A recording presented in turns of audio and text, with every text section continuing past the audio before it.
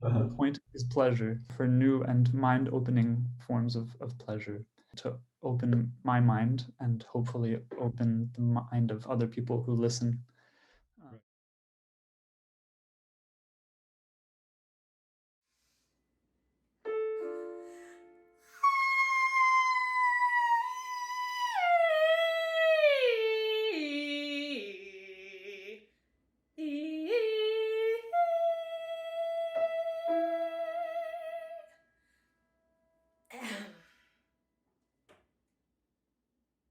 What is Foley and what is Folly?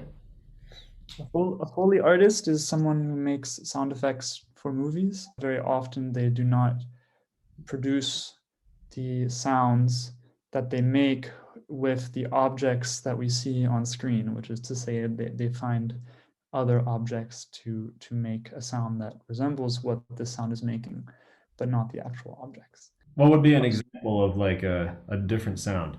Well, this is not exactly a Foley artist, but it's a pretty clear example in Monty Python and the Holy Grail.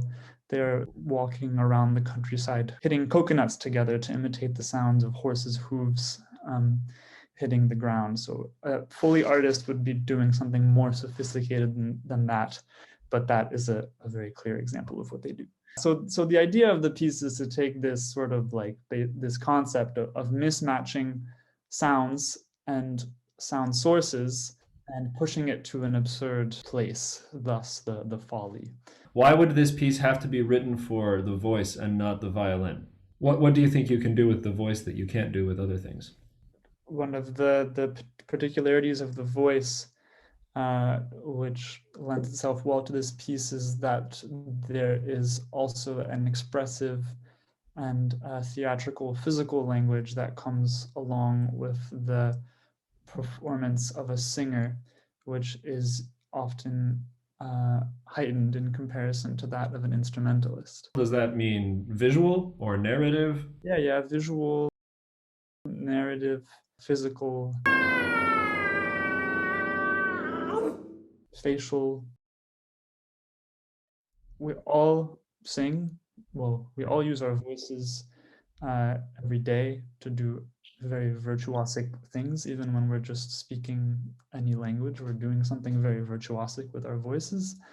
So everybody has a very personal and intimate connection to the human voice, which I think makes the places that this piece pushes it to even more absurd.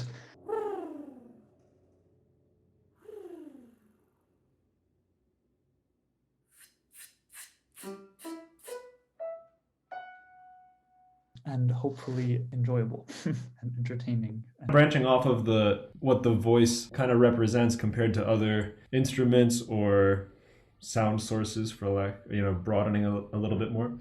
The voice is pretty traditionally tied to first the idea of a melody, and in a more general sense, the voice is someone's identity. And in some ways, it's very explicitly tied to the idea of identity. And also, if you can allow me to say, it has very little to do with the idea of melody. I will not allow you to say that, and I will refer you to my previous point about opening the mind of the listener. There are quite intentional melodic constructions in the piece that, um, of course, it's not traditionally melodic in the way that Schubert or Brahms or Paul McCartney or whatever is. What I would say, your piece stands out to me for seeking out the especially the rhythmic qualities of the voice. That is pretty unusual for what people tend to expect from this genre. Yeah, I think also for me there's a very gestural approach, and I guess for me also, yeah, gesture and melody are very close together, which is maybe why I'm so eager to say it's still melodic. So the subtitle for the piece is Three Identity Crises in Sound for Soprano and Piano. So that is referring to the concept of the Foley artist and this mismatching of sounds and identities.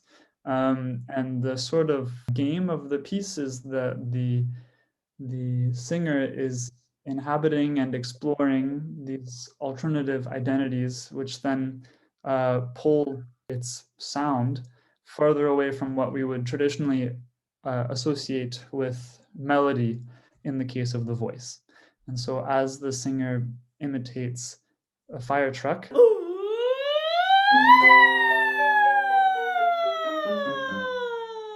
and a dove, especially, for example, it takes on more gestural qualities.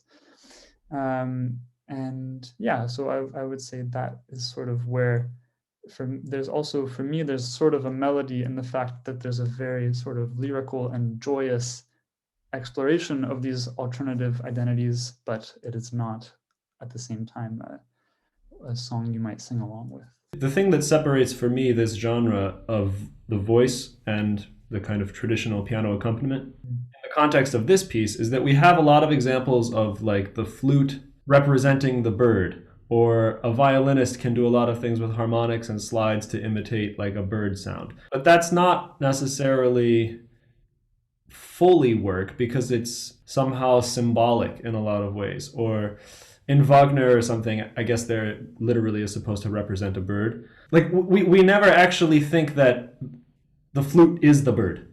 Those pieces are founded on thinking the flute is a flute, but this piece is not founded on thinking the singer is a singer. That game is especially subversive in this repertoire because the voice is always belongs to the person. It always comes from the singer and leaves to the audience. And here, the sounds that the person creates actually don't belong to the singer. So it really adds to the strange and funny, slightly frightening qualities of this piece. At some point, the sort of traditional ensemble hierarchy is flipped, in that the piano takes sonic space in a way that it is not usually supposed to. The piano takes the voice of the singer.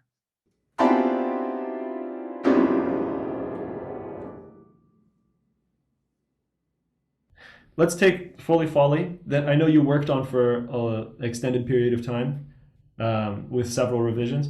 But let's take 1 year before Folly and 1 year after Folly.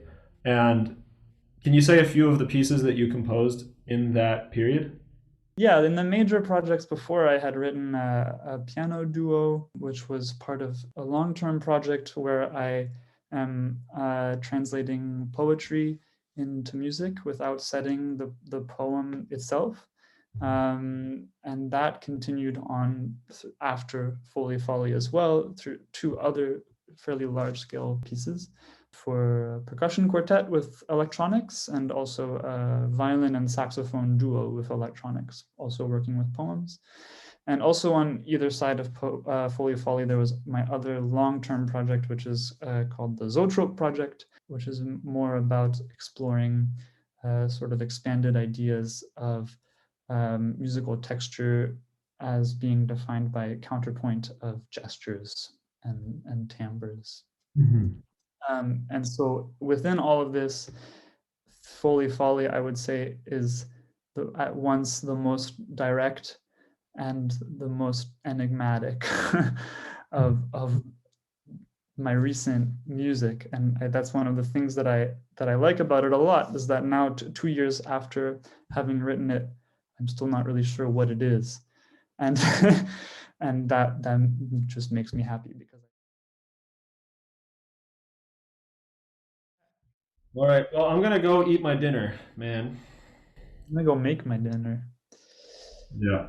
I made my dinner at 3, and then I put it in the Very clever.